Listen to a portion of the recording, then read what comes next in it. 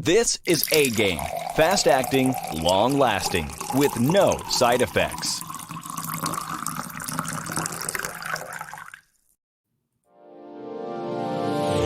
Hey all my Crimsonites, and welcome to the Crimson Cure channel, where we embrace our femininity, increase our womanly value, and celebrate our brothers. So join me on our feminine journey to learn, heal, and grow.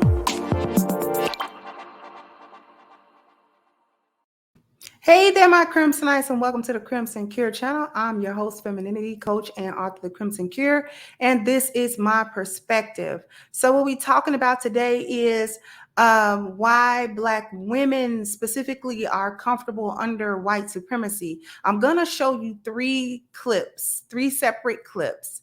And my subscribership is very smart, so I know that you're going to pick up. One is biological, one is cultural, one is environmental.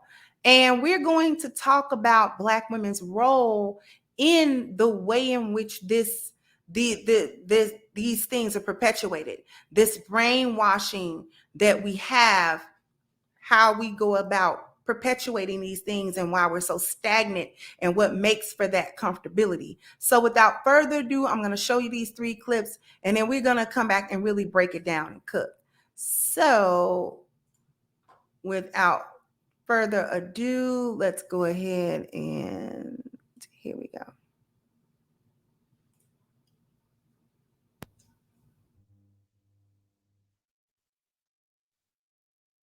All of the stuff that I do as a Black man to not seem threatening. No, but for real, let's talk about it. I don't think we talk enough about how it is that Black men being perceived as threatening hinders our ability to express ourselves fully. Let me explain. And I'm going to utilize myself as an example.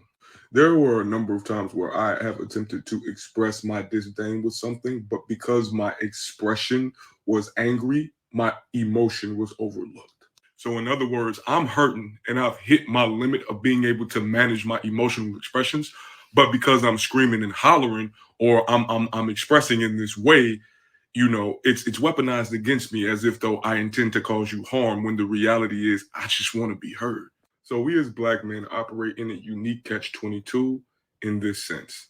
There are a number of Black people who want Black men to whisper our story because screaming our story is too loud and too scary.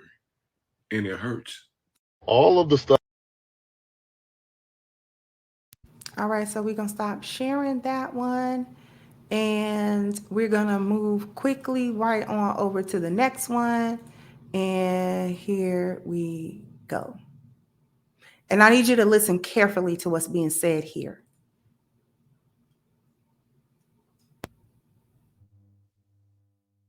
We as a people have not moved to crackhead culture. Like even right now, they're still rapping about sipping lean and doing perks. Because it sells. No need to do it. But why does it sell? Because we love crackhead culture.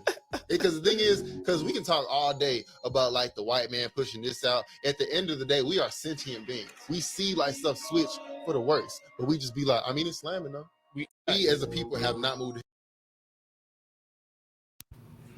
What he said was actually really, really impactful, but we're going to have to move on to our last clip.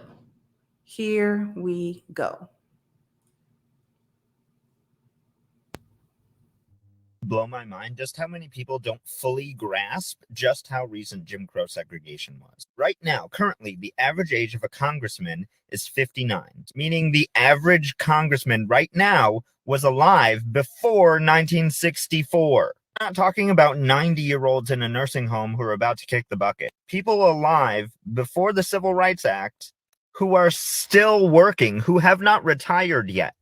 That includes our current president, and our previous president, and our Speaker of the House, and the minority speaker. People who are alive before the Civil Rights Act of 1964 have not all retired yet.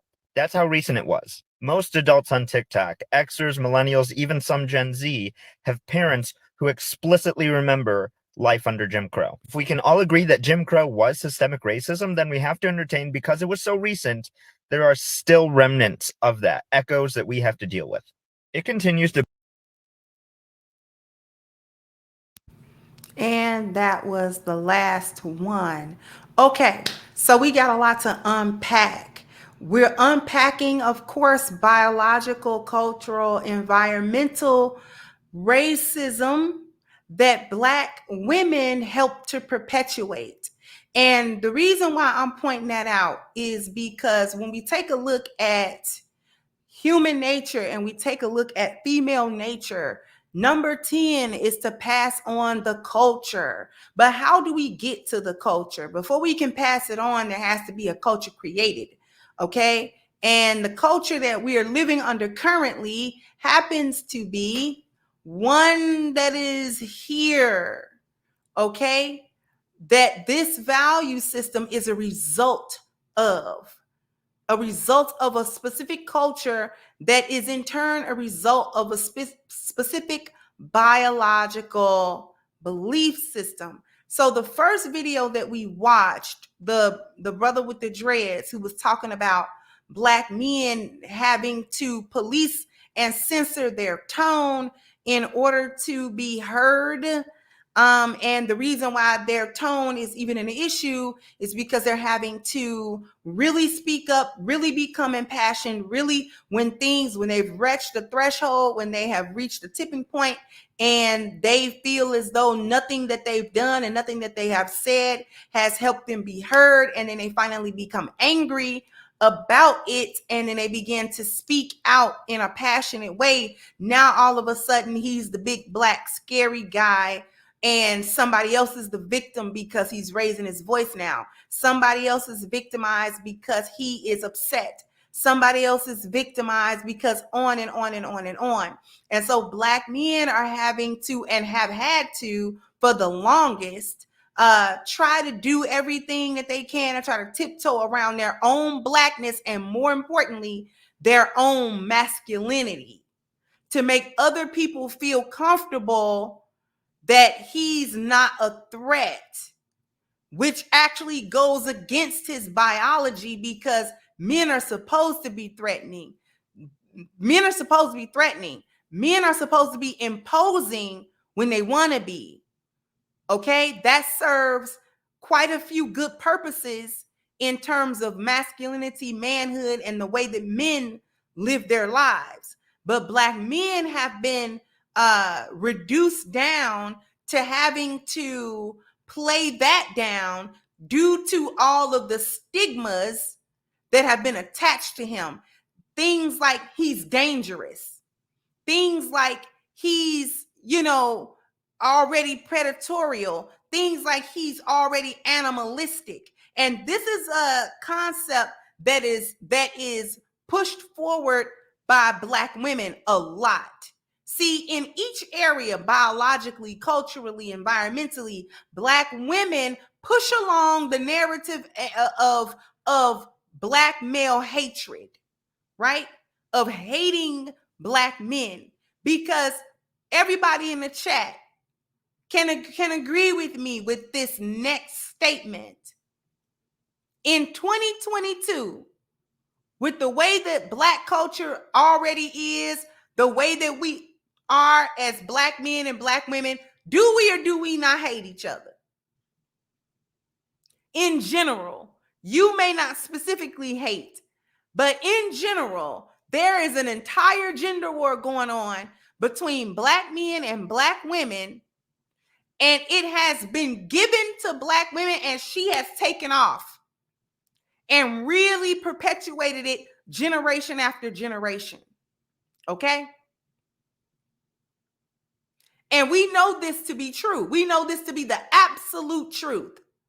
Biologically, what has happened, right? We went through all of these different eras where not only do Black men have to censor themselves and censor their tone, a lot of that first came from white survivalism, right? That was given and handed over to Black women. What's the myth that Black women like to push forward now? How dangerous Black men are. The Black femicide myth. And just how threatening and imposing and monstrous Black men are always towards Black women and towards the quote unquote community. And she pushes forward this narrative whenever it suits her. So we can't no longer say it's only coming from the so-called dominant society pushing these things onto Black men, but we have Black women who are actually pushing these things onto each other. They tell each other that.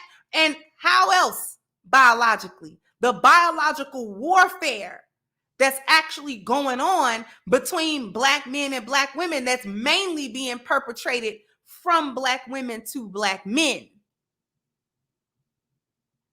Right? Having children or not having his children. Having children and making him suffer with having his children. Not letting him see them. Not the parental alienation or the deletion of the fetus. Knowing that he wants it, telling him about it before you go and do it instead of even having the decency to go do it and he never knows. So you want to see the look on his face. You want to get that energy out of him, that reaction out of him, and the joy of and the high of, you can't tell me what to do. You can't tell me what to do. I am not obliged to do anything that you want me to do. As a Black woman to a Black man, I'm not obliged to do anything in any way, shape, or form. Right? I don't have no accountability to it. I can do whatever, however, and because I hate you, I don't care how you feel. I don't care what happens to you. I don't care how my actions affect you or don't affect you. I don't care about all of the negative effect, right? And so Black men finally get enough, and this is even why the Black Manosphere was even created in the first place, and places like it, because everywhere else, Black men are tone policed. Everywhere else, if he gets impassioned or angry or whatever, everybody else becomes the automatic victim of the big bad Black male monster, right? And then this evolved right on over to the culture of hating Black men. And Black women certainly passed on that culture as well. See, all of these things help us to be real comfortable within white supremacy, because this is where we're getting it. This is where Black women got it. But we can no longer just leave it at that and say, oh, poor Black women. No. Just like the guy in the second video, the one who had his arms crossed and was talking about basically, why certain songs sell. We still talking about sipping lean and taking perks. And so the other guy said, well, it sells. And he said, well, why does it sell? Why? Like, we can say it's coming from the dominant society, and that there is a part of that that's absolutely true. We don't deny that part. But the other part that we also can't deny is he said we're sentient beings. We can see things turning for the worse, and then we'll just be like, oh, okay, well, I'm rocking with it, though. It's banging. And we do that all the time. We'll see something culturally shift for the worse in our culture, and we'll inevitably have a large percentage of us talking about some, man, it'll be all right. You'll just rock with it. At least they making money. At least it's money involved. At least it's banging. And we gonna turn up. We gonna do whatever. And we never actually stop to look at what's actually happening around us and how making a decision to let things keep sliding is actually the slippery slope, right? We let negativity and foolishness actually keep sliding and then wonder why we slid all the way to the bottom. Well, you the one let it go. We're the ones that we were constantly letting stuff go. We're mad that chicks are twerking now, but we let that go in the 80s and 90s. That's when we let that go. See, it was all right to be a video vixen and all of that type of stuff. And then when it evolved, when the train left the station and we couldn't stop it anymore, culturally, now we mad. Man, these women, all they want to do is twerk. But that's the cultural push, though. See, now black women can take that from the biological. Well, all the men want is sex. All the men want is sex. All black men want is sex. They don't want to have relationships, which was actually not true. But because we started living under the lost value system, everything became transactional. So it's like, okay, well, the men just want a transaction, so we're going to give it to them. And then that became culturally okay. We blended it. You see how it just moved right on into the next category? Smooth did that. Then, like I said, the era of the video vixen, it went from her being just kind of sexy in the video to all out explicit. All out explicit. Booty out, breasts out, everything out. Shaking all around. To get the maximum shake, you started going to get BBLs and body work done. Body, going to get these enhancement surgeries and all of that type of thing. It became a culture, so much so that black men and black women actually have separate culture. We actually got a separate culture. And when we have a separate culture, that actually means we got a separate value system. This is why we no longer can see eye to eye. And the most important thing becomes building and maintaining, right? And in the institutions within the institutions. But we're going to get to that in a moment.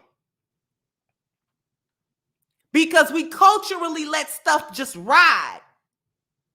We put negativity on a pedestal and think it's going to sort itself out, and it never does. And then when it doesn't sort itself out, and when we end up lower on the totem pole than we were yesteryear, then we want to look to white supremacy and say how much it has bogged us down. But how much of it did we actually accept and thought it was cool and turned up, right?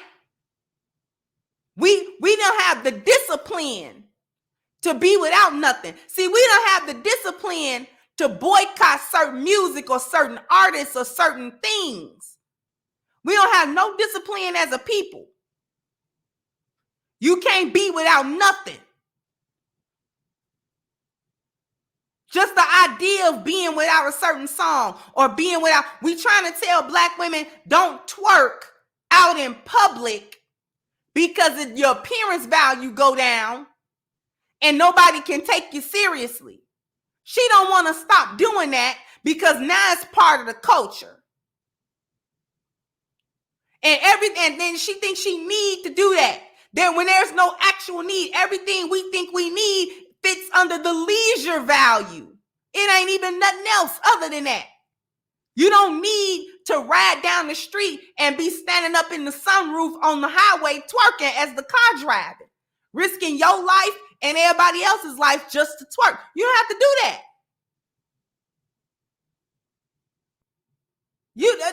Black women act like they need to twerk, like they need to breathe and eat. It's not a need. It's a want. And you don't have no discipline to do without certain things, or to even find out that there's a time and a place for certain stuff. You don't even want that much discipline. You don't even want to exercise that much discipline. So we constantly putting negative things on a pedestal. Constantly letting stuff culturally slide. And then wonder why things have turned out the way that they have. Now you're confused. Now you don't know what's going on. Now you don't know how it got here. You biologically put forth narratives about how you hate black men and then wonder why there's now a culture of black men turning their backs and now reciprocating that disdain, that indifference, that hatred that you've been putting out since the 60s. Now you don't understand it. Let's go on into the institutions, right? That was the third video. The third video was the man talking about just how close all of these things really were Your sitting president is a number one and prime example of an old man having been in politics since prior to the Civil Rights Act or whatever. He's 70 some years old. He wrote the 94 crime bill. This is a man who has been in politics no less than 50 years. He's been in the White House for 3 terms now, 2 under Obama and 1 his own as the president. And you don't think that the Speaker of the House, the president, and all of these politicians who have been making these laws and guiding the legislature since our parents was going through Jim Crow era, segregation era, civil rights era, you don't think these people still are making these types of laws? It's right here. We still alive. But Black women are also using the institution against her own community, against men. The most blatant form of that is family court. This is the institution that white survivalism has attacked in the Black community. Number 1, the family unit, the family, the institution of family, getting us to hate one another, specifically getting Black women to hate Black men, specifically, because it didn't work the other way around. The way the men feel now is a response to the way that the women have carried it. We don't need no man. We don't want no man. We don't need y'all. Y'all gone somewhere. All of that type of thing. You don't think that permeate through each level, biologically, culturally, environmentally? That permeates. That's how that works. That's how a bioculturon works. That's how that works. Putting it in your mind how you hate Black men, that's biological. That's going to become cultural, because why? Women are going to teach that to their kids. We just watched the video the other day with that blue-haired girl trying to teach her daughter and everybody else's daughter about strong and independent, strong, loud, and wrong. We just seen them do it. We see Black women perpetuate this all the time. It's not harmless. There is nothing harmless about it. This is one of the most harmful things, because the institution of family can never be something that Black people can have as long as we've got this misandry, this heavy misandry going on, this active misandry going on. It's the biggest hindrance to us as a people moving forward is Black women's hatred of Black men and everything that they do to let the world know about that hatred and to act it out.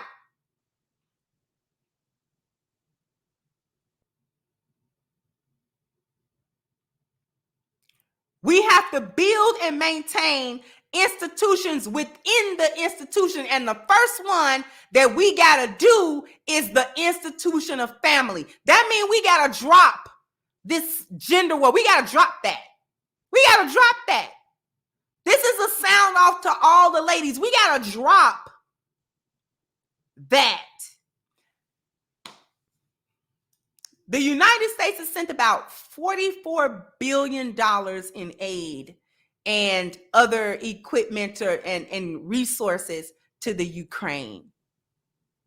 Other countries all around the world have contributed as well, to the tune of more than $70 billion in cash, money, resources, etc., to Ukraine. Who's benefiting? The Ukrainian families. America is specifically invested in keeping those families together. They have an institution of family. The reason they're sending that money over there is the exact same reason they won't give that money to us. Because give it to who? We're not even family units. Give it to who? Give it to who? We don't even share a value system. So who's speaking for us? Who's representing for the group? Who? We hate each other. We at each other's throats like cats and dogs all the time. How we gonna get reparation? How we gonna get help? How we gonna get anything? How do we get anything done? We don't. That's the thing. We don't. That's how they made sure we can't move forward, because the first institution that they attacked was the institution of the Black family, and they did it through Black women. They gave her feminism, they gave her a little bit of mobility, and they gave her a disdain for Black men. That's all she needed. That's all she needed. And she ran with that. And once she ran with that, she out of the door. She gone. She out of the gates. We can't even see her no more.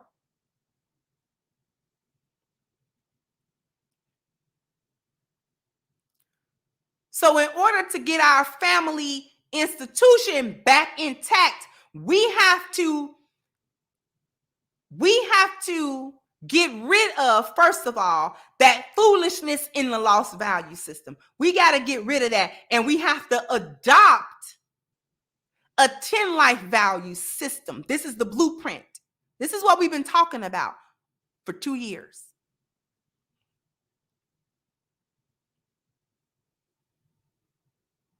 And once we get this family unit back together, then we have to start looking at the other institutions and how we move institutionally. Okay? One of the elders that have given us pretty much a blueprint of the compensatory code is Neely Fuller, showing us and teaching us how to maneuver as a group in the environmental white survivalism system, how to move there, what to look out for there environmentally. But before we can get there, we got to deal with our lack of family and the hatred between Black men and Black women. All Black men ain't this and ain't that. You don't even know all Black men, but don't matter. That kind of foolishness.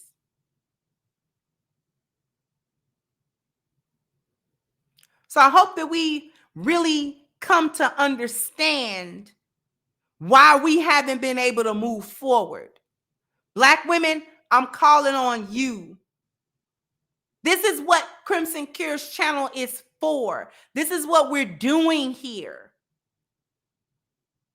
Myself and the other women that are Manosphere and I guess Manosphere adjacent, we are here to change the minds, the hearts, the mental, and the moral programming that Black women have gained.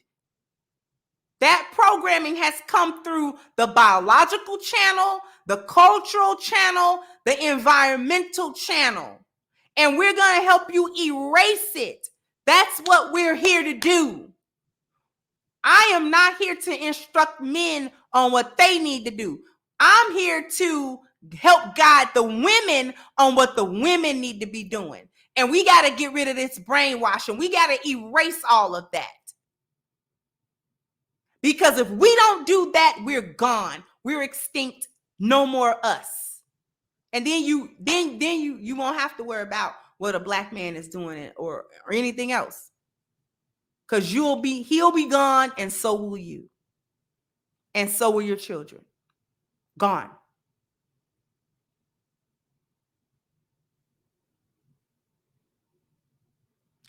Who else we actually want gone is Black Lives Matter as an organization. We still have a petition going on in order to hold Black Lives Matter accountable.